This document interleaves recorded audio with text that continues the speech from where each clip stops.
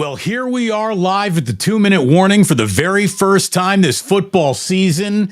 And that officially means football is as close as it's been in a really long time. Welcome to a little post-game and Damon here on Damon Bruce Plus. As always, brought to you by Aiyuk Sandwiches. This show is powered by BetUS, and it's great having you here tonight. Thank you so much. Look, the excitement of a preseason game-winning drive is going to be denied to 49ers fans. Josh Dobbs just got blitzed on 4th and 5 and ended up taking like a 30-yard sack, and outside of that moment, he had been playing pretty well.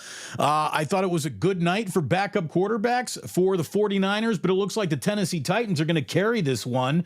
The score is 17-13, and it is very late, obviously. It's 2-minute warning time, and here we are. And again, we are powered by BetUS. It is wonderful to have you here. BetUS is where I want you to go this football season for all of your weekend dibble-dabble entertainment fun. Let me tell you, you got a 125% bonus on the first 3 deposits up to $2,000 on BetUS.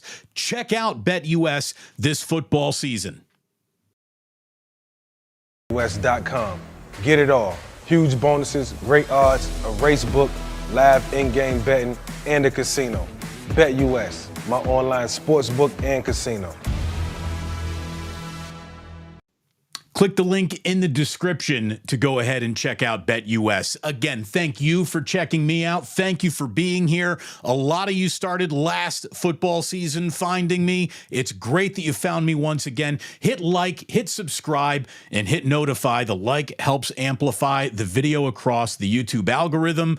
The subscription means you'll be back here, and if you hit notify, that means every single time I go live, like at the 2-minute warning after a Niners game, you will be notified instantly. So thank you very much for being here. I don't care who wins this game. It doesn't matter who wins this game. Getting out of this game healthy is more important than just about anything else. We're going to look at some individual performances, what stood out, what looked good, and what looked bad, what was impressive, what was unimpressive. I'm going to tell you right now, there are plenty of things to talk about, but the number one play of this game, the number one highlight of this game, rookie safety Malik Mustafa laying the wood on 4th and 1 right at the goal line. It was originally said first down Tennessee. Shanahan, or maybe it was Kubiak, threw the challenge flag. Kubiak was calling the plays tonight, but the challenge flag got thrown, and one of the most impressive textbook wrapped tackles you will ever see is what Malik Mustafa put on that field and on tape tonight. Malik Mustafa, a great tackle on 4th down. The first down was overturned after a look. To me, I can't even believe they awarded the first down. Like, he got blown up behind the line of scrimmage. An incredible tackle from him. Mustafa also makes a really good tackle on special teams, which continues to be a little bit of an eyesore for the 49ers early on here. But Wayne, you are right. Football is back. We got Chef Eugene. Football is back. Corporal Tez, we are back. Raphael 529er, you know it, baby. It is good to have you here. Rob in the Bay drops a Bruce, and I'm going to drop a Maximum Football. Maximum Football! Yeah. Malik Mustafa was at Maximum Football in this game. So this game starts with the notice that it's basically going to look like the Tennessee 1s against the 49ers 2s and 3s for the most part. Hold on, I got in-game cheering. That was a stop on 3rd down. Looks like the Niners are going to get the ball back with a little over 90 seconds to play, so the preseason drama is still alive and underway here. But look, what we definitely had is a game that didn't start anywhere reflective of a fair fight, right? CMC, Bosa, Warner, they didn't even make the trip to Nashville. They didn't even get on the airplane. First-round rookie wide receiver Ricky Pearsall didn't make it to Nashville. Man, I'm unimpressed with how easily injured he seems to be early on in his career. There's no doubt about that. Don't want to go casting dispersions on the young man, but geez, when you're hurt and haven't even played a football game yet, it's a little bit of a red flag for me. No Brock, no Debo, no Kittle, no Juszczyk, no Ward, no Lenore, no Devondre Campbell, all out. Spencer Burford, he's hurt. He didn't play. And I'm going to tell you right now, who did play? Dominic Pooney, who was, early on running with the ones, or the pretend ones for this game anyways. He looked like he was ready to maul some guys on the line of scrimmage. It will surprise officially nobody if Dominic Pooney doesn't get his arms around the starting right guard job before this season begins for real on September 9th, Monday Night Football against New York Jets. He looks good. He looks comfortable. We'll talk about who might not have looked very good a little bit later on, but we're going to start with positives. I was thinking this was going to be a big positive night for Jalen Moore. Obviously, he's your swing tackle. Trent Williams isn't there. Brandon Aiyuk for obvious reasons. And I thought that we would get something out of him. Chris Hubbard, though, gets the start at left tackle, and he didn't play poorly. Nick Zakelj, he started at center. The reason why Jalen Moore didn't go, by the way, apparently he was sick, got sick before this game started. Again, Pooney got the start, and away we go. It was the kind of San Francisco 49ers against the mostly Tennessee Titans early on. And I thought that the 49ers backups held their own against Tennessee's ones pretty darn well. It looked good. The 49ers are fast. There's no doubt about that. When you see a guy miss a tackle, again, first game of the preseason, the 49ers aren't even doing that many tackle drills in training camp. Never be surprised when you see, the bounce off tackle, the arm tackle, the wrap that didn't happen. This is the first time these guys are actually wrapping and tackling in a month, to be honest with you. All that training camp hullabaloo is still going at half speed compared to what you get on an actual football field. And there is a really athletic team.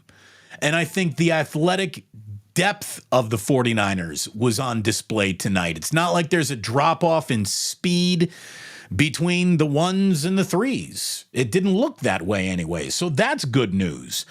The bad news, like the new kickoff, and we know that we're not going to get any real razzle-dazzle or explosive plays here on the kickoff because of every single team is just serving vanilla ice cream in the preseason. Nobody gives you the depth of their playbook, and there really isn't a game plan, and there certainly isn't going to be any team trying to get out in front of impressing anybody on this new hybrid kickoff that the NFL's implemented this year. Everybody's going to want to go ahead and sneak all their razzle-dazzle through the preseason, and then you might see it once the regular season begins, when I think you're going to get an awful lot of razzle-dazzle in week one just to start catching teams off guard.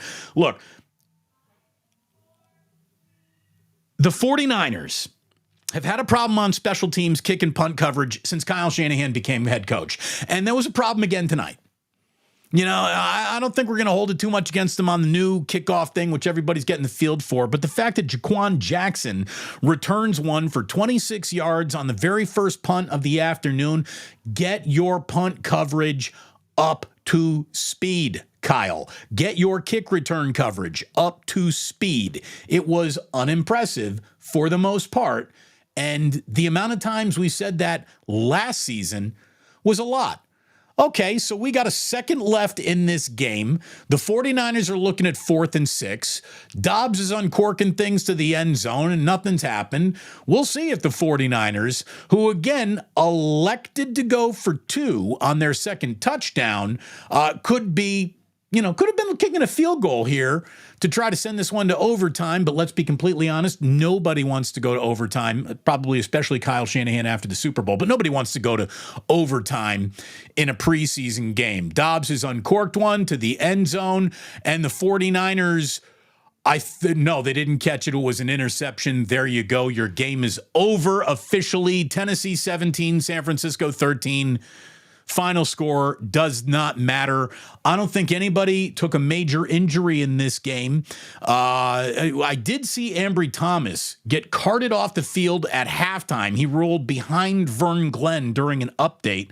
But the one like scary moment of this game early on, it looked like maybe D. Winters got hurt in this game. He was down at the end of the first quarter. And then he jogged off the field. He went right back into the game. And I'll tell you, D. Winters is one of those guys. The wrapping, the tackling might not have been there tonight, but he's fast. And Graham is fast. And this team does have depth at linebacker. Curtis Robinson, I thought, had a really good game filling in for Fred Warner. He was aggressive. He made a really nice tackle on 3rd and goal in this game. So it was good to see him. D. Winters did have a lollygag moment in this game. Looked like he was half-heartedly chasing a guy down the sideline. You never like to see that. You never want to see a half-hearted effort put on film. But look, this is your typical preseason, here we go football game. No big deal that the 49ers have lost it at all. Does not matter. They get out healthy for the most part. And I'll tell you, you wanted to see some... what do you have beyond Brock Purdy at quarterback? I thought that Joshua Dobbs, until that bad sack he took on 4th and 5, was playing pretty darn well. Dobbs finished 14-19 for 146 yards. He also ran in a touchdown for the 49ers, a 6-yard scamper, which got this a little bit closer, and then they went for 2. They failed on that 2-point conversion. Brandon Allen was undone by a couple of drops from having a really impressive game. He finished 7-13 for 98 yards. And again, a couple of drops on big shots down the field, which probably add another 50 yards, to his actual game day total. But they were drops. You had receivers getting hit in their hands, drops. Look, hopefully there were enough drops in this game for everybody involved on the 49ers side of the negotiation table to swallow their pride and get Brandon Aiyuk the dollar amount that gets this season rolling. To me, the two big impressions of this game are as simple as this. Malik Mustafa looks like a bad motherfucker, and you need to get Brandon Aiyuk on this team if you want to go to a Super Bowl. Okay, there you go. I mean, I saw enough drops, enough bobbles, enough that wasn't crisp and smooth from a few of these wide receivers. And again, Conley had a few moments that looked good. Ronnie Bell in a moment looked good. Ronnie Bell also had one go directly out of the diamond pattern in his hands, and it bounced off of his helmet. That stuff doesn't happen with Brandon Aiyuk. It just doesn't.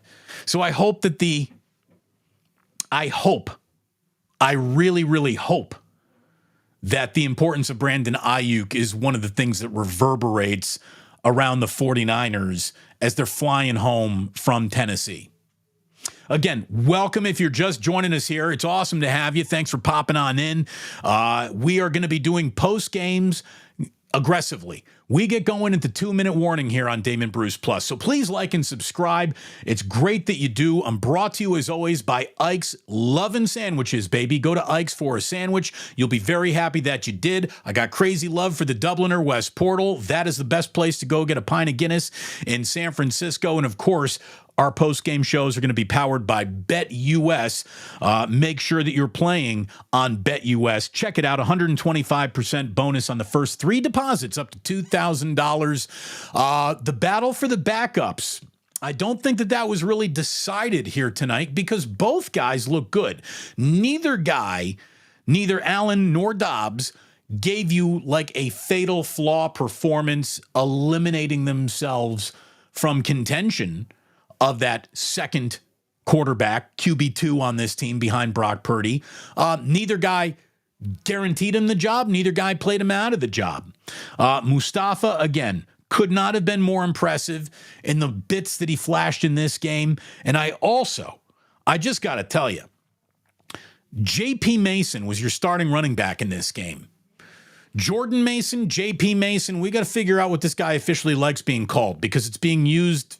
Both versions are being used aggressively. This guy is a move the pile running back, period. Every team in football could use a running back like that. Every team in football, even if you have Christian McCaffrey, needs a running back like that. Every team in football that has Christian McCaffrey already with a barking calf on him certainly needs a guy like J.P. Mason. And tonight, he was good.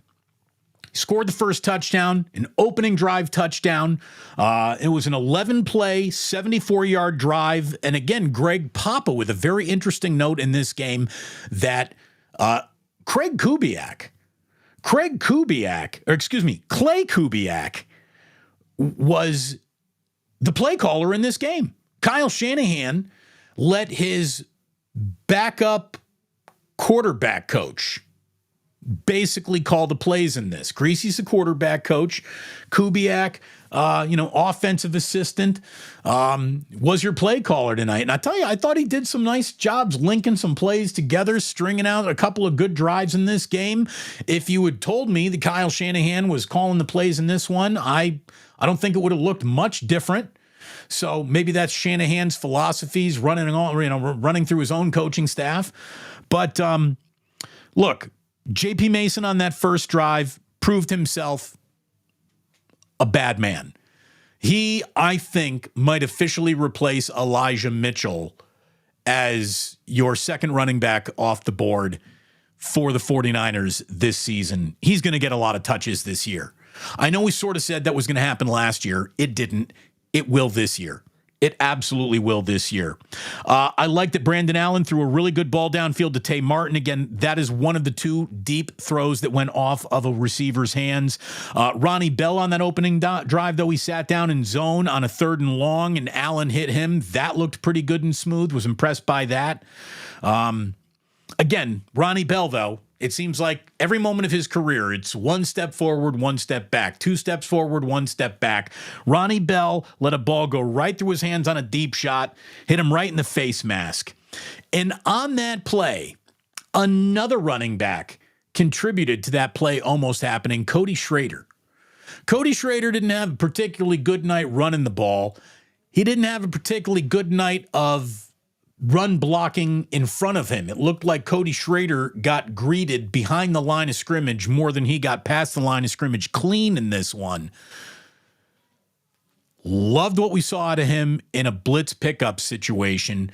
And if you're going to ask, how does a young running back, undrafted running back, definitely find his way on this team? It's by knowing how to pick up a blitz. You're going to have to be able to do that. So I thought that was an impressive moment from him. And I also saw him catch a couple balls out of the backfield that looked good. Cody Schrader wasn't a blow-you-away night in any stretch of the imagination, but he looked like a football player. There's absolutely no doubt about that. Your defensive starters in this one tonight. You had Gross Matos, Givens, McGill, Beal Jr. up front with Winters, Curtis Robinson. Graham is your linebackers. Green, Yasin, and they were in at corner with Jair Brown and Odom at safety. So basically, the only guy that you can project to be a starter on this defense that played with the starters in this game was Jair Brown. It was understudy city for the San Francisco 49ers. Again, that's why there's no reason to get all worked up about any performance or individual result or anything. We'll get to some concerning moments, unimpressive moments in a little bit. But again, it was good to see football back. It was just good to see that uniform back on the field. Niners have always had great uniforms. And Nick J is already saying, some of you in this chat got wild-ass comments after one preseason game. I haven't even been really looking at the chat. I guess it's officially time to dive in. We'll help the public a little bit over here. Let's see. What do we got? We got East Bay Ricardo. I'm glad football is back. I'd forgotten how hard preseason football is to watch at times. Yeah. I'll give you that much. You know, it's kind of only a mother or a fan could really love it, that sort of thing. But this is how teams get built. This is how teams come together. This is how the last 15 roster spots are always decided. And those are important roster spots. Not an awful lot of fun to sit down and, bring the crowd over. I don't think you get together with too many of your boys to watch preseason football. But important things happened on that field tonight, certainly for some guys' careers.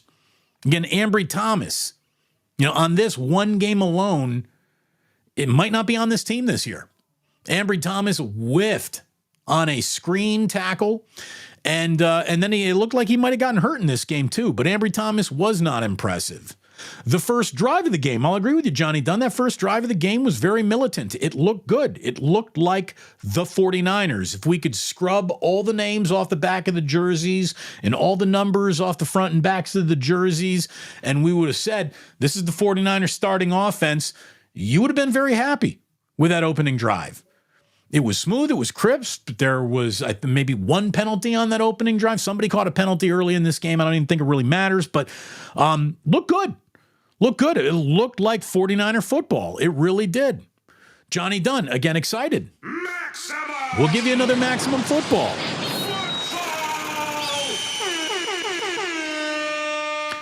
The Pooney push. The Pooney push. Pooney got Jordan Mason in there on the very first touchdown of the game. He was impressive. Rookie got out there and looked good. He did. Let's see. RJ waxed. The D was suspect, not starters or not. Give me a little concern for the defensive coaching. Your thoughts? No game plan was implemented. I'm not concerned about missed tackles, some funny angles in a first preseason game. I'm really not. This is the stuff that sort of has to settle into a football season before you get concerned about anything. Maybe that's not overreactionary enough for some of you, but I think that that's the right mature way to look at it. Some of the angles weren't great, but I thought the effort was there. I thought the speed is there. I think the athletes are there. It's just all about getting warmed up. Again, this is why, only a moron would go sweating training camp interceptions. This is just all about warming it up. Haven't even pulled the car officially out of the garage for that first lap around the track. This is still the car just warming up in the garage after a cold winter morning, or in this case, an NFL offseason. So I'm not worried about what I saw. I'm not worried about it. We got an AJ Jenkins part 2. Nobody's that bad. Nobody's that bad. Come on. Yeah, the Pooney push. The Pooney push. Tim Ryan was all over that. He also said, rock ya sin is going to rock ya. Really, Tim? Did you come up with that one all yourself? That's his preseason too. We won't go hard on any element of the broadcast either. Half Dead says Kyle Shanahan should be locked out of the draft room from now on. Okay. If you insist. Really? This is how MKG. Game 1. Relax. Right? Relax. East Bay Ricardo again. Damon, positive note. Good to have football back on TV because baseball in the Bay, a little hard to watch. Let's be honest, baseball is kind of hard to watch no matter where it is these days. Football's back. It feels good to have football back. It feels right to have football back. Dan Notary. Is it too early to start looking for a new defensive coordinator and a special teams coordinator? Yeah, it's definitely a little bit too early for that. I will say this, though. The special team problems have just got to go away. They just got to go away. The kick return coverage, punt coverage. If you're going back to the Super Bowl, it just can't be an adventure again. It can't be. So the 49ers do need to improve in those categories for sure. Not much doubt about that. Amy Lou, Bell sucks as usual. I didn't think he sucked. But again, one step forward, one step back. He'll show you something on one play and you're like, there it is. And then another play later, you're like, where's what I just saw? Inconsistency in young players I guess shouldn't surprise. It disappoints, but it shouldn't really surprise. You could say the Bell's, deep enough now into year 2 to where consistency should be a little bit easier to achieve. I'll agree with you. But I'm not writing him off. I don't think that tonight he didn't make the roster or anything like that. Again, how was Schrader tonight? Eric, he was all right. Corey Schrader, well, again, he got nothing done on the ground. He didn't really have anywhere to go in any of his carries. It looked like he was being greeted behind the line of scrimmage or with just a whole bunch of fannies right in front of his face. No running room, no daylight, no edge got set for him, and he had 6 yards on 5 carries. I don't have to explain to you that wasn't impressive. Cody Schrader did, though. Let's see, when it comes to catching the ball, 1 catch for 3 yards. So again, maybe my memory was a little more vivid than that play was special. But I remember him catching a ball and looking good and turning upfield at one moment. The most impressive thing that Cody Schrader did tonight was pick up a blitz while Josh Dobbs is trying to get a ball off in his own end zone. And that was the Ronnie Bell drop. That should have been a 30-yard completion. Cody Schrader is the guy that allowed Dobbs to get that throw off. So that was his highlight, I thought, of this game. Nick J. Just saying, look, I'm still on a Steph Curry high. No worries here. Yeah, I'm not about to drift into other topics here, but all I can tell you is that Steph Curry and Team USA, mwah, fantastic. By the way, apparently Steve Kerr knows what he's doing after all. Jason Tatum, sorry you didn't get to play as much as you wanted to. East Bay Ricardo. Once again, Damon's right. We got a game as perfect evidence as to why we need Brandon. The film from today helped his case. Get it done. I mean, to me, Malik Mustafa was your highlight, but the main theme, I think, for the 49ers to take away from this game in Nashville is quit dicking around with Brandon Aiyuk. Quit dicking around with Brandon Aiyuk. Get him in. Get him in, get him on, get him catching footballs. James Jones, good to see you, man. James Jones, much love back to you. Hopefully you, the fam, are doing good. May your father rest in peace. We got to know James last year. His dad passed away during the playoffs. James, wonderful to see you again, man. Happy football season. Let's see. We got G. Sean, Mustafa, Winter, Allen, and Dobbs, the bad, the rest of the team. Oh, you're saying Mustafa, Winter, Allen, and Dobbs were good. The bad was the rest of the team? Is that what you're trying to say? I'm not going to give that much of a, damning indictment if that was bad to the rest of the team. Rob, you're right. Renardo Green did recover a fumble. We got here, Aiyuk drops way too many balls. I'm good without his dramatic all. Jennings catches everything, and his ball skills are underrated. The Bay 420. Okay, if he caught everything, he would have had more than 19 catches last year. The catch everything, Juwan Jennings, it's a lot easier to pretend that that's real than to prove that that's real, because it's not real. Juwan Jennings is good. He's not in the neighborhood of greatness, so calm down there. Brandon Aiyuk is a Pro Bowler. Brandon Aiyuk and the word drops do not live in the same apartment together. They are not roommates. Brandon Aiyuk has 0 I drop the football problems. Does he drop a football every now and then, just like every other wide receiver that ever played the game? Yep. Brandon Aiyuk is the 49ers' best wide receiver by a lot. Okay? He is. Debo is kind of a thing unto himself, but just pure wide receiver. Brandon Aiyuk is this team's best wide receiver, and I saw enough drops tonight to know that I want my best wide receiver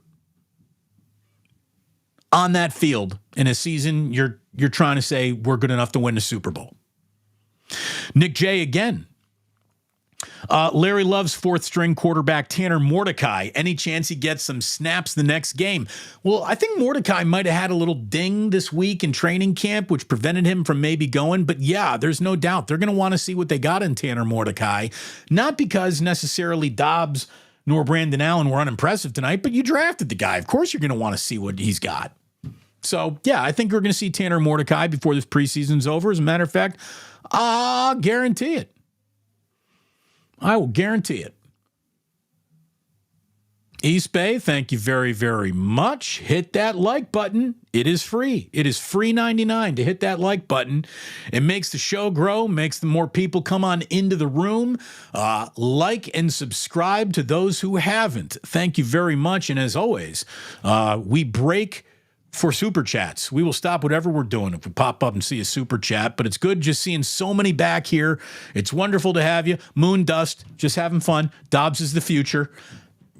Sure. Thank you. We got plenty of room for preseason jokes. Plenty of room for preseason jokes. JP from the 510, Mustafa is him. All right. The whole he is him, they are that. Here's what Malik Mustafa is. A load. That guy's got a body and a playing style that I think will fit very nicely in the NFL. Great debut. Great debut.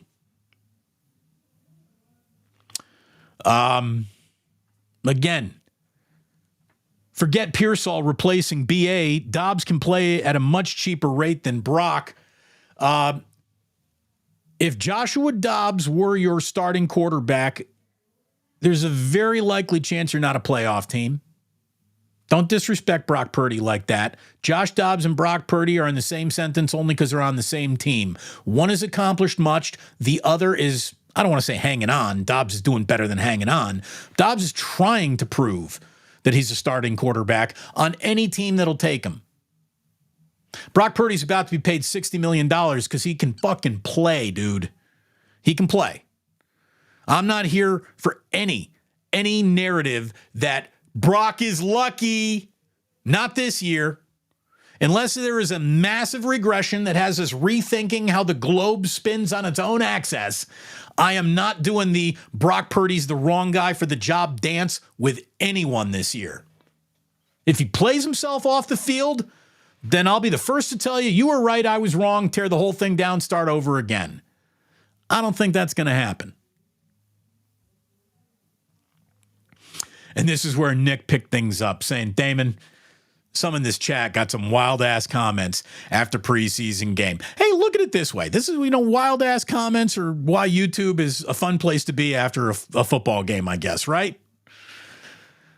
Dennis, I agree with you. I would have loved to seen Pearsall play, but we already need to start wrapping him in bubble wrap. That's, again, look, football practice is tough, but he hasn't been on the end of a single millisecond of NFL level contact yet. And he's already hurt. That's not good. I mean, you want to pretend that that's good? Is that going to make you feel good? It's not good that Ricky Pearsall has yet to be touched on a field and couldn't make it out there for preseason game number 1. Couldn't even make the trip. Like, had to stay back for rehab. Had to stay back for training table. Couldn't even make that first trip. I don't like that. I'm not going to. Look, is he a bust? Is something bad about to happen? I don't think so. I don't think we got anything bad about to happen here. I'm not worried that Ricky Pearsall is going to be a bust, but let's see.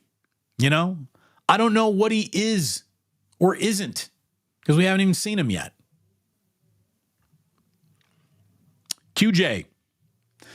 Our backups look peewee. Oh, hold on. Our backups like peewee leave how these guys make it to the NFL. I'll never know. Like and subscribe to Damon, the G Bruce. Well, thank you, QJ. You think that the backups look like peewee football players out there? I didn't think that at all. I mean, I thought they looked like backups. There's a reason why they are the next guys up, not the first guys up. And I'm never expecting backups to look like starters. I don't think you should either. But I thought everybody moved well. Everybody played well. Everybody played fast. Everybody was trying to hit hard. A couple of bad angles. It's preseason game 1. Not wrapping the way you want to see. Preseason game 1. Nick J again. Maximum Football! Missed that one, Nick J. Thank you very much. And by the way, let me just drop a thank you because I told you I break for super chats. There you go. Thank you very much. Eat it, Ikes. Eat it, Ikes. Nick J. Appreciate you very, very much. Ikes is delicious. Go get yourself a Damon Bruce sandwich. Put me in your mouth. Ahmad Z. Niners will never win a Super Bowl with Kyle. Really? Are you about to tell me what will never happen before the season even gets underway? You know, is there any other element of life? Is there any other element of business? Is there any other element of evaluation in any job where someone comes this close to accomplishing everything you could ever dream about, comes this close, and you say, get rid of him, he's the wrong guy for the job? This close. This close. And you got him in the never, ever, ever, never gonna win bracket? Why? Why? This close to all of your dreams coming true. And he's the wrong guy for the job? How about all the other coaches that don't go to the postseason? What are they? Who's the one coach that if you picked him up and put him in Santa Clara, boom, guaranteed magically going to win the Super Bowl, no reason to even watch the year? Again, are you a 49er fan, Ahmad Z? If the answer is yes, you got to get this I'm worried about Kyle Shanahan train of thought out of your brain. Sit back, relax, and enjoy. This is really good football. The 49ers are nothing short in the last 5 years of being the second best team in the NFL. That's who they are. Like, not my opinion, that's the record. They are the second best team in the NFL. And if you're just saying, well, Damon, second best isn't good enough for me, well, then aren't you the most gold medalist winning, no silver, no bronze, badass motherfucker that ever rooted for a team ever? Come on. We're not doing this again this year. We're not. I'm not. Let me tell you about Kyle Shanahan's job status. He's perfectly safe. If Kyle Shanahan is the reason why you can't watch 49er football, you won't be watching 49er football for a really long time. His seat is room temperature. Room temperature seat. Not even lukewarm. Not even a tiny simmer. So, you're approaching this season with the wrong mindset, my friend. Approaching this season with the wrong mindset. Our O-line has been a problem. Your O-line, other than McKivitz and maybe Pooney, wasn't even out there. Your starting center tonight was Nick Zakelj. And I didn't see, how many sacks are we talking about? I know that Brandon Allen took a sack in this game, and Joshua Dobbs ran himself into a sack in this game. It was not a bad day for the 49ers offensive line. It really wasn't. Nathaniel, you are so right. Ever see the 49ers were 4-0 in the preseason with Singletary, then they started 0-5? I take nothing away from the preseason. You're correct.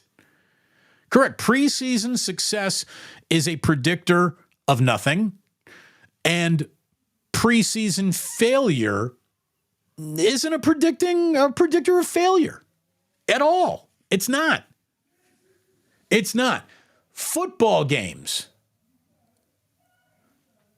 that your starters don't even get on an airplane to fly to, by definition, don't matter much. So you shouldn't put too much emotional response into a preseason game. Where are we here? Okay, what a great game. I don't know if it was a great game. I certainly know it shouldn't bother you. It shouldn't keep you up at night. The Bay 420, you are right. Special teams needs work. I agree. I absolutely agree. Hold on, I was asked a very important question here by Half Dead. Damon, have you still got it? Pound it, pound it, pound it, pound it. I'll never not have that. I will never not have that one. Come on. Or this one. Oy, oy, oy! That's a signature. Got to have those. Got to have those. Nick J, again. Nick, you're all over this chat, man. Thank you very much. He says, how do you like the new kickoff rule? It is. I don't know. I don't know what I think about it yet. If at the end of the year, after the end of several years, you have a pile of data to say, here, I can prove that this is a safer football play, less catastrophic injuries on this football play, I'll tell you, okay, then I guess it's done its job in that regard. But I think that pursuing safety on a football field is such a red herring. It's PR more than it is in like an actual fit. There's nowhere safe on a football field to exist. You're in danger everywhere you are, every play, every action, you're in trouble. So this whole like, oh, much safer with this, I don't buy that at all. What it's actually going to mean in terms of game-altering level of a football play, we don't know yet. We don't know yet. We don't know which teams are going to be good at this right out of the box. We don't know which teams are going to be bad at this, either out of the box or all season long. Some will adapt and thrive. Others will not adapt and kind of die. I would expect there to be a lot of early season, this new kickoff buffoonery that could go into deciding a game or two, and then everybody in the NFL will kind of figure it out by week 4, week 5, and everyone will probably be treading the water sort of the same way. But, you know, how do I feel about it yet? I still haven't seen it in actual real live action yet. So I'm going to take a mulligan on answering that one. I don't know how I feel about it yet. My just personal nature, I hate change. Change for the sake of change, not necessary. I don't like change. I wouldn't have changed it. If you asked me right now, hey, Damon, do you want this kickoff or do you want to go back to the old kickoff? I'll tell you this, back to the old kickoff became such an automatic touchback that if this new kickoff actually gives us some action to talk about, we'll see how I feel about it then. We'll see how I feel about it then. Right now, no opinion, really one way or the other. Change for the sake of change. We'll see what the change brings. I don't know. By the way, this is a really good observation for those of you who walked out of this game going, fire Kyle Shanahan. Good point here, Reaper Cobra 96. Kyle wasn't even calling any plays tonight. No, he wasn't. So it wasn't on him. Oh, but Kyle Shanahan, the general manager, Kyle Shanahan, the contract negotiator. Hey, these things are in play.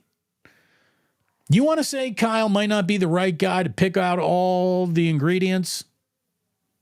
You want to say that Kyle's maybe not the right guy to make sure this Brandon Aiyuk thing doesn't get personal and it just stays cool and all that stuff?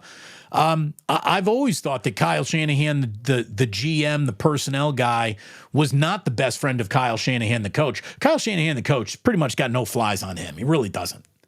Kyle Shanahan, the everything else, yeah, there's a lot of criticism that you can throw his way. Him and John Lynch, for sure.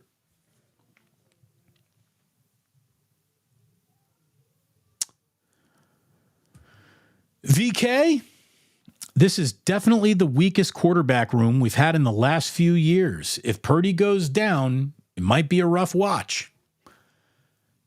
Any starting quarterback goes down, you're thrown into that rough watch territory for sure. Brendan Allen looked okay. Josh Dobbs at times looked okay.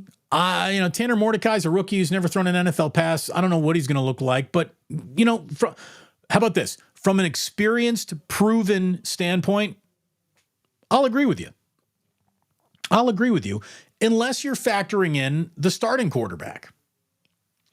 Because if Brock Purdy really does take one more significant step forward here and doesn't get hurt, then you've got one of the best quarterback rooms in the NFL just because Brock is standing in it and the other guys don't matter anymore. Like, you know what? Nobody ever, and I'm not comparing one to the other here, but just as an example, you know what no one ever talked about was the Indianapolis Colts quarterback room when Peyton Manning was the quarterback. Because the room didn't matter. Manning mattered. I'm not saying Brock Purdy's Peyton Manning, but if Brock Purdy is what we think and hope he is and stays healthy, we will not be discussing the quarterback room in any way, shape, or form. Any starting quarterback on any contender goes down, you are kind of in Dutch right from there. We all know that. We started the game with this, man. Started the show today here, Drew. The play on the goal line by Malik Mustafa was great.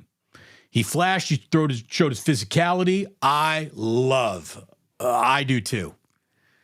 Again, we're not going to get over our skis, but I have seen Malik Mustafa do nothing but make plays this year, training camp included.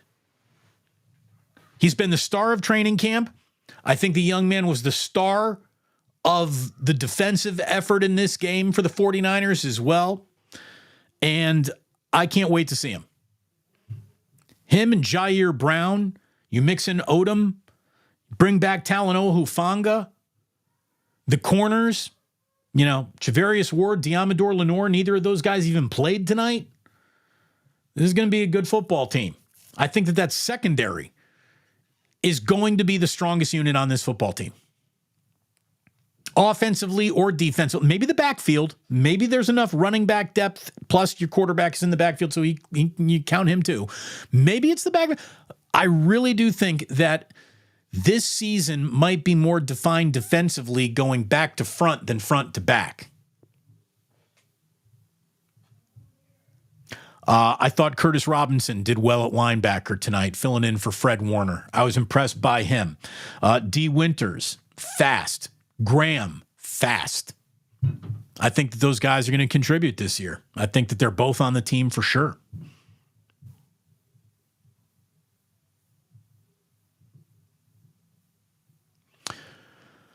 What else?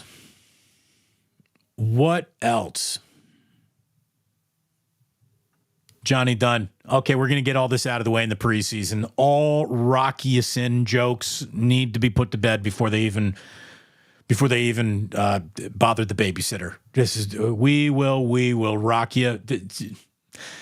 Shame on you, Johnny. Shame on you.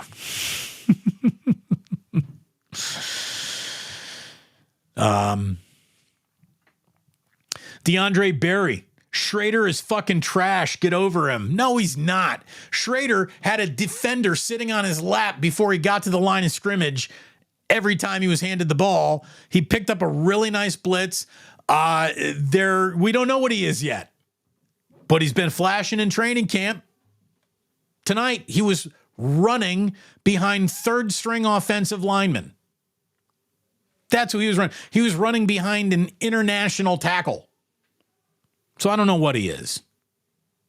Again, we're not taking any of this and trying to write the definitive book on anyone. It's a preseason game. I cannot stress that enough. It's a preseason game that the 49ers seem to have got out of with a great degree of health. Meaning, it's one of the greatest preseason games this franchise will ever play. I would rather lose a preseason game 100-0 with everybody looking like a slapdick than win a game where everybody executes, looks fantastic, but two guys get hurt. Results do not matter. Not yet. Not yet they don't.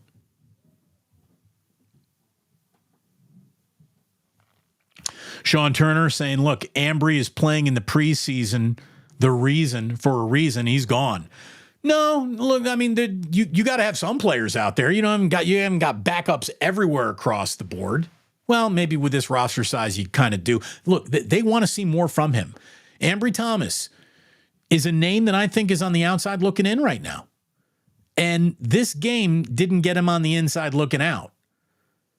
Ambry Thomas is going to have to be spectacular from here to week 1 to make it to week 1. I think that that's realistic.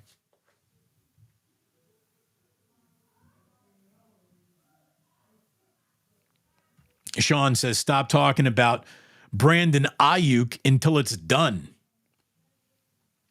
I think it needs to get done quickly. I would get Brandon Aiyuk in here Monday if I'm the 49ers. I saw a couple of drops tonight that would just make me go, all right, let's get our best wide receiver back on this team. And Trent Williams, here's whatever pile of money you want.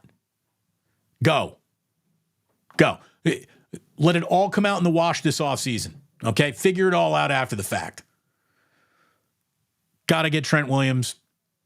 That's a non-negotiable. How about this? If Trent Williams, for whatever reason, doesn't play this season for the 49ers aren't going to the Super Bowl. I guarantee it. I don't know if I'm that bullish on that statement when it comes to Brandon Aiyuk, but harder to reach a Super Bowl without Brandon Aiyuk, 100%, than it is, going to be easy to reach a Super Bowl. It's not easy to get to a Super Bowl, but you need your best wide receiver, I would think, to have any path that even could be called smooth through a schedule that is a monster. Again, I talked about this with Kruger. By the way, Kruger and I will be doing a Sunday morning wake up. Every day the 49ers play a game, the next morning, Larry and I are going to try to do something together.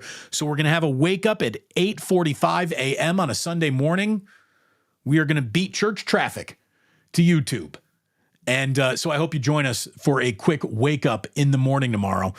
But Larry and I were talking about just, where this team stands with Aiyuk and who they are and just the spectrum of the NFL. Where are the 49ers? The 49ers are a monster, but they got a monster schedule in front of them.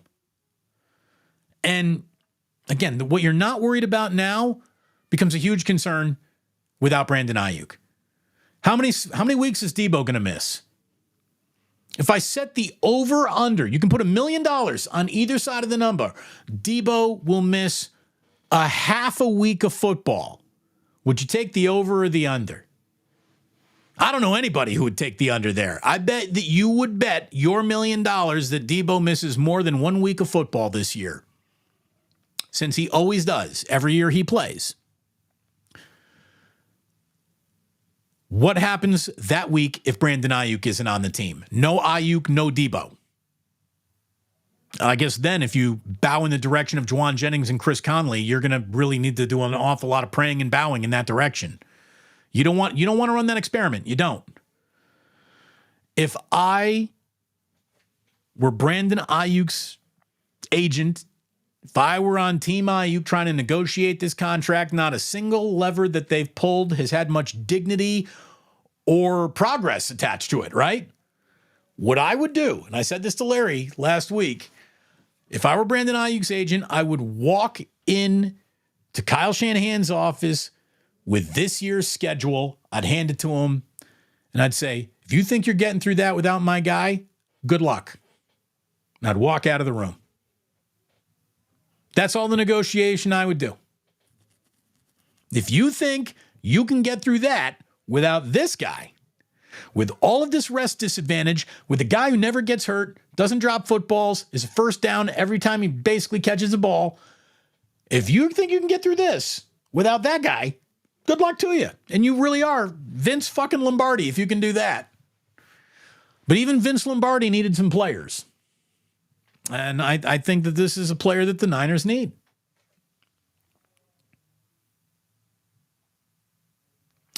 I guess the other way to say it is Johnny A right here saying, quit Dick and Brandon and definitely stop Dick and Trent.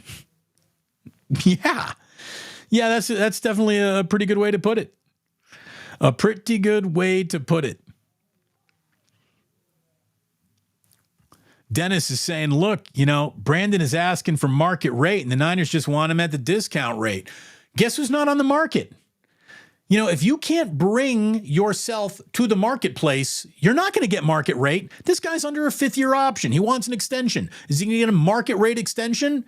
If you want that, go to free agency. 49ers can't pay everybody the top dollar amount in this league. Kittle's the highest paid tight end. McCaffrey's the highest paid running back. Trent Williams is the highest paid tackle. Fred Warner, I think, is the highest paid middle linebacker. Nick Bosa's definitely the highest paid defensive lineman, or was for at least 15 minutes. If everyone still holds this title or not, they were there for a while. You got some serious cash spread around in some serious heaps. You know, life is timing. Brandon Aiyuk's life timing of this contract, one way you could look at it, you could say, hey, the market's exploding, and that's good for you. Another way you could say, man, it's too bad you weren't getting this chance to really ask for more money a couple of years ago, because you might have gotten the money that Debo got instead of Debo. By the way, because of the money that Debo got, there's less for you. And then, oh, by the way, on top of all of that, we're about to take our quarterback from $1 million a year to $60 million a year. Life is timing. Again, what does Brandon Aiyuk want? All he said is he wanted the money. If the New England Patriots put $29 million in front of him and he walked away from that, then you really don't want the money, because that's a lot of money. That's close to 30. If the Niners are putting 26, 27, 28 in front of him with a chance to win a Super Bowl and he doesn't like that, I don't know what you want anymore. This whole thing has gone a little bit too far, pain in the ass. If I were the Niners, though, I would swallow all ego. I would swallow whatever price point that you were uncomfortable with. I would look at today's drops and just say, just bring them in. Get it done. Half dead. Can Jed York play tackle or guard? No. I'm going to put a big no on that. What if we send Parag out on short slants over the middle? Is Aiyuk getting signed? You know, wouldn't that be something? Hey, how about the Giants would actually sign somebody who could hit them 35, 40 home runs if they just put Farhan out there for 500 at-bats? Then he would appreciate, you got to get someone out here who can do this. Parag getting murdered on slants. Larry, good to see you in here, brother. Good show, DB. Excited for this upcoming season, and so am I. And boy, I hope you hit like and subscribe. I hope you hit notify as well, because when we go live at the 2-minute warning, your phone will give you a little beep every single time we do it, and that'll hopefully help you bring you back here. We were a eensy-weensy, teensy-tiny little YouTube channel, and through last year's football season, we grew from eensy-weensy, teeny-tiny little YouTube channel to just a tiny little YouTube channel. We have erased the eensy-weensy, and maybe even the teensy.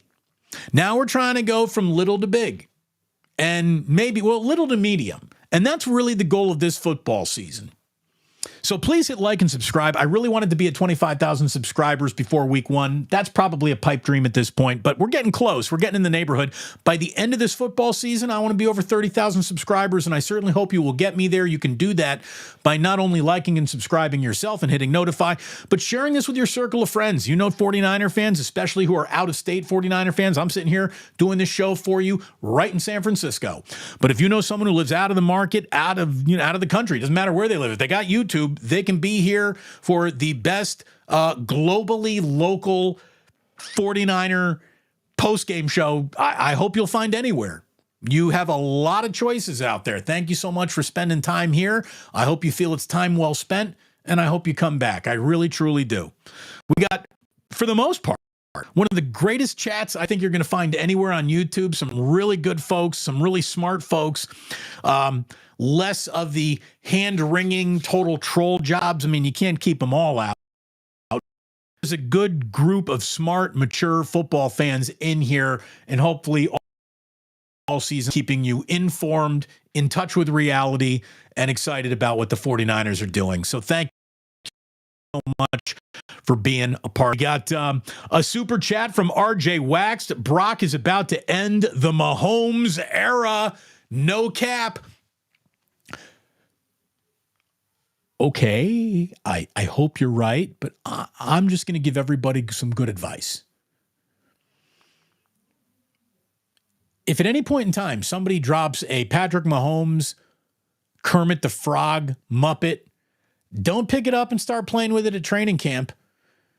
Mahomes was pissed about that, and I guarantee you the Chiefs are going to beat the ever-living shit out of the Raiders twice this year, almost because of that. And what I wouldn't do is say a word about Patrick Mahomes other than, Mr. Mahomes, should you meet the 49ers again in the Super Bowl, could you please take it a little easier on them? Patrick Mahomes, unless you're a Chiefs fan, should scare the ever-living shit out of you every single time you see him on the schedule, and the 49ers will see him on the schedule this year, postseason or not. He's coming to Santa Clara. Sean saying, get Trent in, get BA out. No, get Trent in and BA in. Get them both. Get them both in. Bobby Mira, excuse me, I thought Bobby Marks. Bobby Mira says, hey, Damon, love the show. Thank you very much. Appreciate that, Bobby. Brandon Allen, the new BA, looked pretty good. Do you think he's our number 2? How about this? If Kyle thinks he could be a number 2, he didn't do anything in this game that might make Kyle think he was wishing that he could be his number 2. I thought Brandon Allen looked good. I didn't think Josh Dobbs looked bad. And I don't even know what Tanner Mordecai looks like yet, but I know he certainly looks like a rookie, so that's probably the wrong place to say, yeah, he's our number 2. I do think it might be Brandon Allen. I do.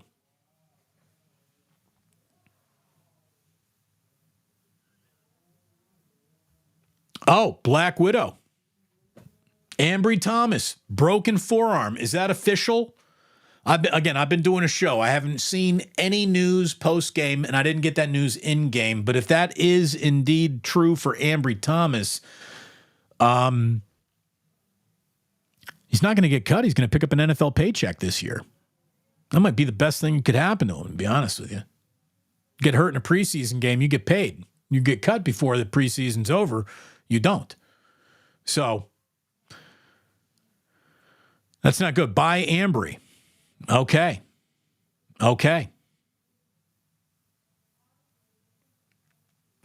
Bazzy Mayan says, seems like the entire team is banged up. Super Bowl hangover. Is it a cause of the new strength and conditioning guy? No, I'm not blaming the new strength or conditioning guy. Here's the thing. If you thought that the Niners were way too banged up all the time, they changed their strength and conditioning guy, and then they remain getting banged up, how can you blame the new guy if you were blaming it on the old guy as well? So I don't think that has anything to do with it. Here's, you know what football is? Hard on the body, hard on the spirit, hard on the mind, hard on the man who plays. The sport is freaking brutal. It's why I understand why Brandon Aiyuk is asking for the biggest scoop of money he can possibly fit on his spoon right now. Not everyone can get paid like that in a capped sport. But what the NFL really should do is just say, you guys are playing a very dangerous game, and we are going to bump up the salary cap another $100 million because we literally print our own money in this league, and everybody should be making more money. Everybody in the NFL, players, should get 15% more on every paycheck they're in the league every year. Like, oh my God, you've survived one of the hardest survival tests there is. The sport is savage. Guys deserve to get paid because their bodies are getting destroyed as they play.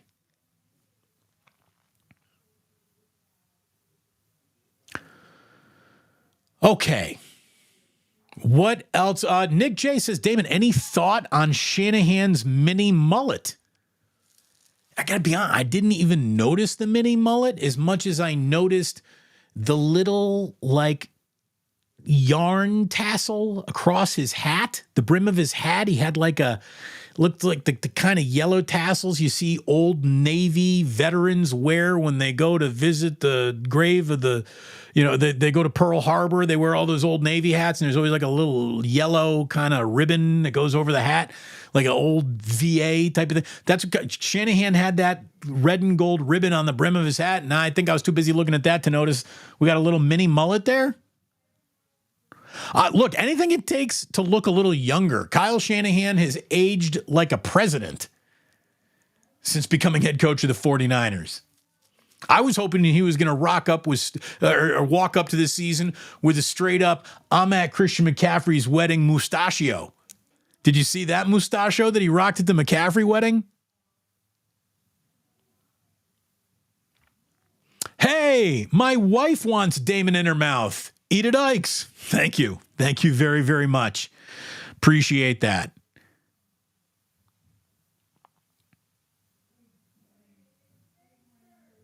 Chef Eugene, we need a strong and healthy team. We need to slow the roller coaster on the critical comments and wait for the regular season to start. I agree with you. I agree with you.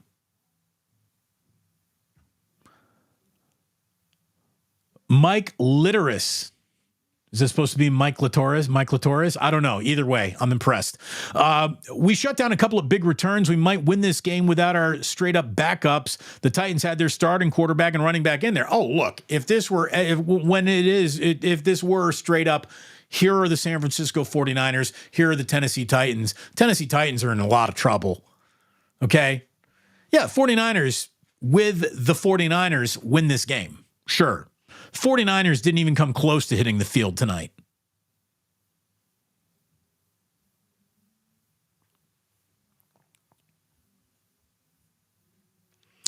Zothamus, Damon, sounds like the trolls are out tonight. No, they're always hanging around. They're always lurking. I'll do better to avoid them.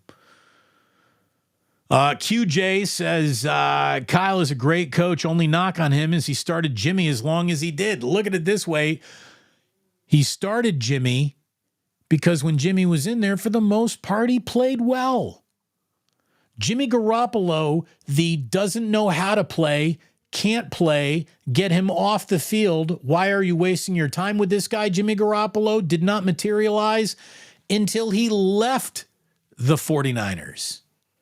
He gets to Oakland, he forgets how to play football. Apparently, he now goes down to Sean McVay, who's got an awful lot of cred as a very good coach, and he's even worse. Jimmy Garoppolo, the overall career, technically disappointing. Jimmy Garoppolo with the Niners was the highlight of the entire damn movie about Jimmy Garoppolo, without a doubt. So, you know, I don't hold failure against Garoppolo. I'm not mad at the guy. I don't think anyone should be mad at the guy. He was good. He wasn't great. Maybe that's the exact same world Brock is living in. Maybe Brock is good, won't be great, but he does seem to fit better really early on in his career than Jimmy fit as I've been to a Super Bowl as a backup quarterback, have been a teammate of Tom Brady and coached by Bill Belichick before I get to the 49ers, and Purdy is instantly better than Jimmy was. Instantly. So maybe one does suggest greatness while the other wasn't. Again, I don't really do the like, let's compare everybody to everybody directly against everybody. I'm only comparing to guys who played for Kyle on this team. And Brock Purdy is better than all of them. Not even by a little, but by a lot. He's better than Garoppolo, clearly better than Mullins, better than Beathard, better than Trey Lance, better than anybody who played tonight, better than any other name that might have crept itself onto a football field for Kyle that I haven't mentioned. Purdy's good. Purdy can play for sure. And look, when you want to play a little bit this upcoming football season, when you want to wager a little something on the outcome of a game, a prop, a parlay, a bet, I want you to check out BetUS.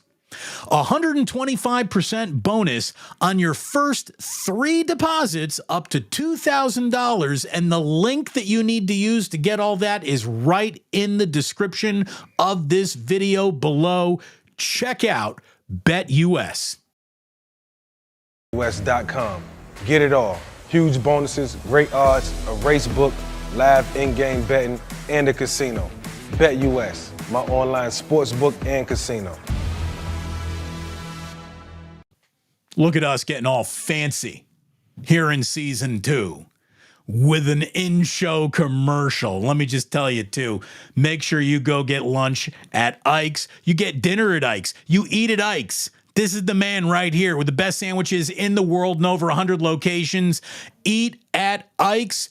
There is, look at his pretty little head, his bald head right there. Love you, Ike. Thank you for supporting the channel. Thank you for liking and subscribing to support the channel. Thanks to everyone who's given a super chat here tonight. Make sure you take your winnings from BetUS to the Dubliner and West Portal. Go get a Guinness. Say hello to Kenny and John for me. Love that place. Love that bar. Love West Portal. Great little spot in San Francisco. Spot that I never got to before I moved to this side of the city. It's awesome. Check out the Dubliner West Portal. And again, thank you for being here. This show brought to you by Ike's, but powered by BetUS. Check out BetUS. And again, the link that I need you to use to do that is in the description of this very video that you are watching right now. Oh, again, Damon, Duval pounding rocks. How about that? The Giants sent Duval down. Probably should have traded him. Probably should have traded Snell. Probably should have traded a lot of guys at the deadline. They didn't. They're holding on to something that they ain't. But we're not doing that show right here, right now. That was a sweet stash on Kyle. It kind of was. I liked it. Sean said, Damon, have you discussed Kyle ceding play calls to Kubiak? You know, I don't know who started this. Maybe it was Sean McVay with one of his assistants. Maybe it was Andy Reid with one of his. Coaches are giving their assistant coaches an opportunity to prove themselves in the preseason in the same way coaches or players get the opportunity to prove themselves in the preseason. I think it's smart. I do. I think it's smart because it ensures that Kyle is going to be able to continue replenish his coaching staff, since an awful lot of his coaching staff grows wings and flies away to other head coaching opportunities. Again, Kyle has only been the head coach of the 49ers. This is now year 8, and he's put 2 head coaches into the league in Mike McDaniel and Robert Saleh. You know, he's got quarterback coaches and offensive minds fanning out through the NFL now as well. So Kyle is always sort of replacing his coaching staff, and I think moments like this help him do that. I think it's good.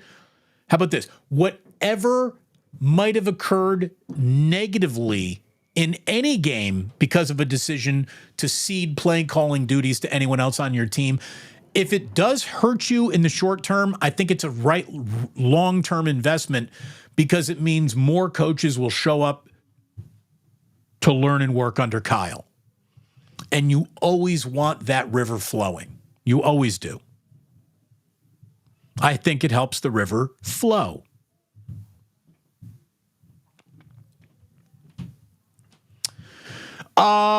David DeLay says, how many more times does Kyle need to lose in the biggest moments for delusional fans to get the message he can't win the Super Bowl?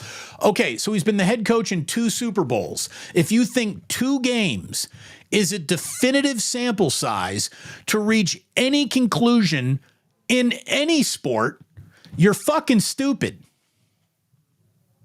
Do you understand that? David, you're fucking stupid.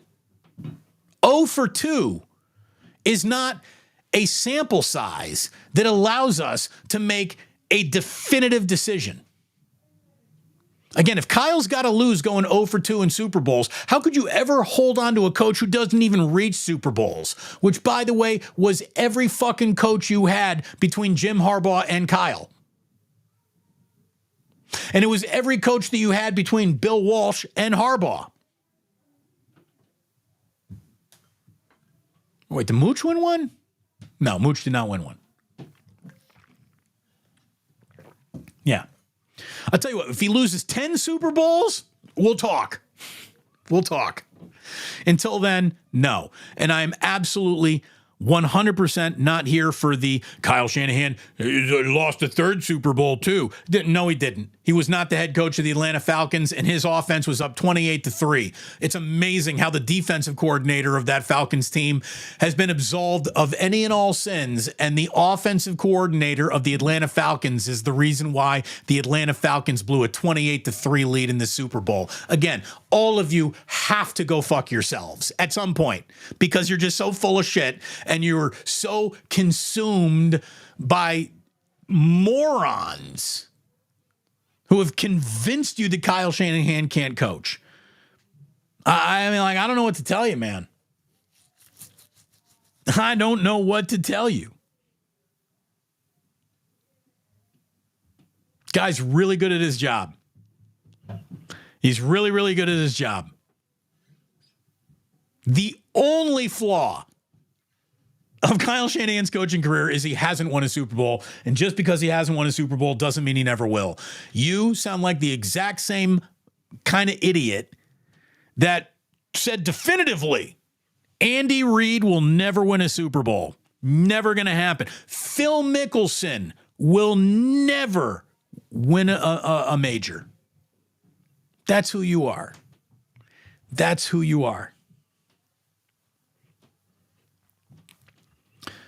I do like this. Mustafa looked like a mini Patrick Willis out on that field. He looked good, man. He did look good. I like that an awful lot.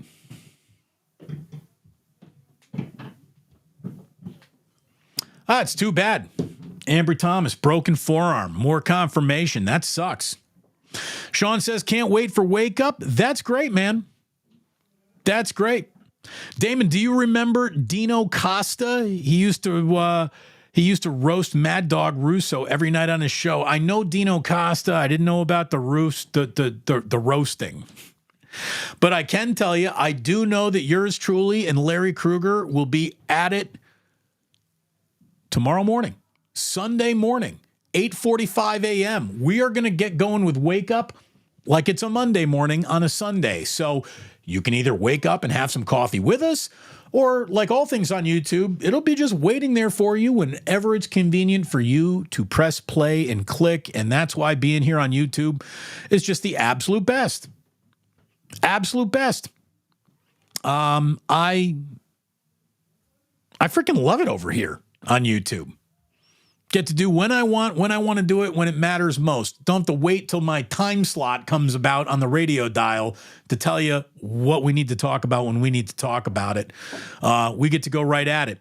And we will be going right at it. I can promise you that at the 2-minute warning every game this year.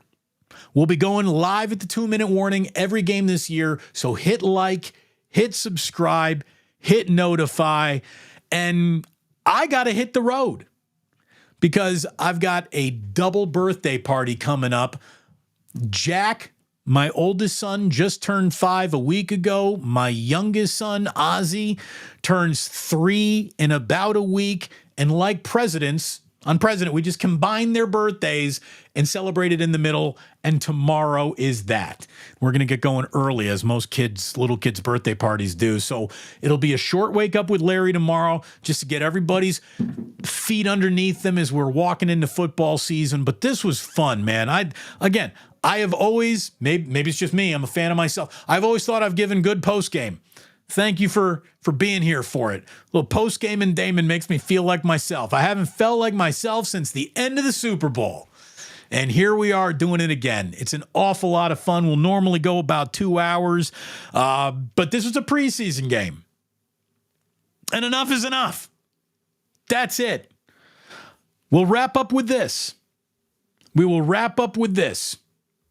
going to call it not bad, but the unimpressive.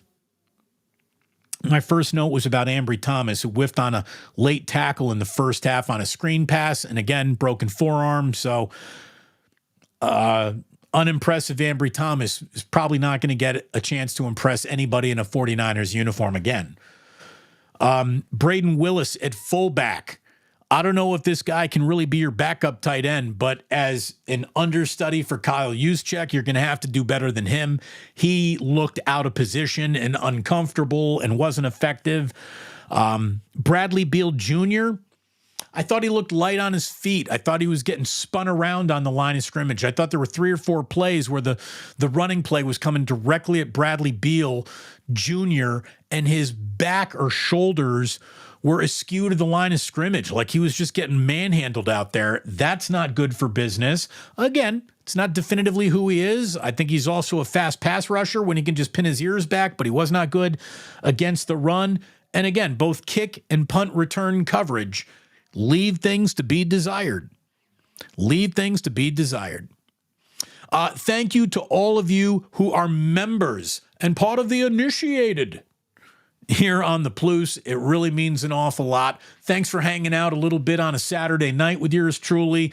Obviously, more Sunday nights, Monday nights, Thursday night, a lot of primetime games coming up. So we'll have a lot of late nights ahead of a whole bunch of wake-ups this football season. And thank you for making Damon Bruce Plus part of your sports 49ers routine.